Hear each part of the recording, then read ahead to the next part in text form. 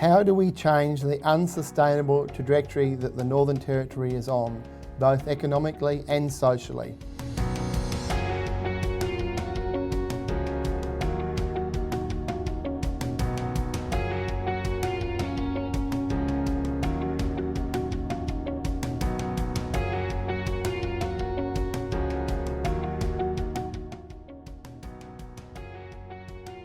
We must both diversify the Territory economy as a whole and provide real support for the development of an economy on Indigenous held lands.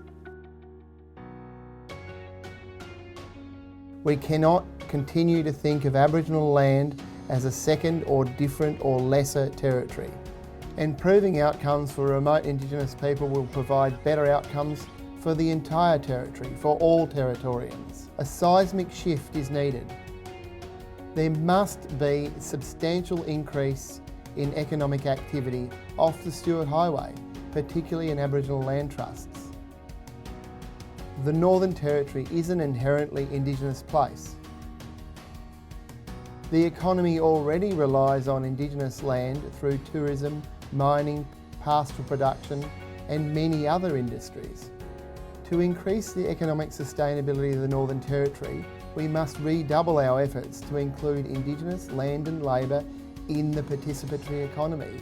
Systematic economic exclusion of Indigenous people in the Northern Territory has resulted in less economic activity and substantially less growth.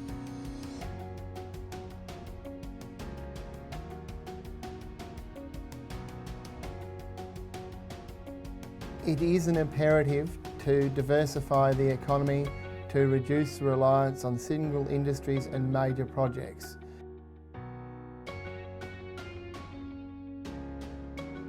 The view that the Northern Territory is somewhat of a blank canvas, waiting for the next big project, is part of the problem, not part of the solution.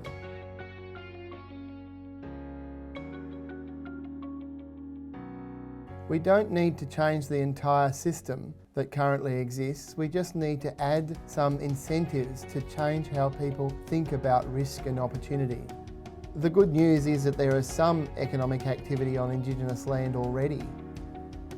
This activity is driving great interest amongst Aboriginal people about future diversification and sustainable development. Aboriginal people really want to strengthen their own enterprises and in turn their own futures. Many Aboriginal people want to generate the revenue necessary to support their remote communities. They no longer want to rely on government subsidies. While there is moral and legal obligation for the government to continue to support Aboriginal communities in the Northern Territory, a diversification of the remote economies will value add that investment. There is also a movement within wider Australia towards practical reconciliation, not just exploitation. There are some barriers to overcome, but with a few incentives, we may be able to change the current thinking away from viewing short-term risk and looking at long-term opportunity. I'm not proposing all the answers here, just that we need to start discussing the right questions. To move the debate beyond the echo chamber, we have proposed a series of symposia commencing later this year in Alice Springs. The first of which will look at the potential of taxation incentives to drive greater economic activity on Indigenous land. The costs are too great to not make a change. We must take measures to increase economic opportunity for Indigenous Australians who choose to live on their ancestral lands, to continue their cultural practices, to speak their first language.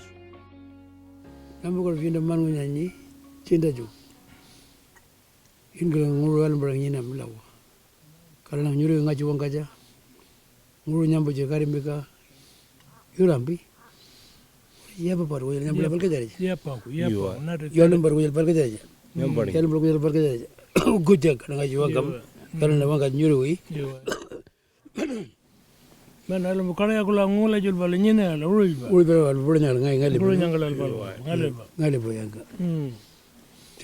Nyol man ko heja wala ngi nyana ko.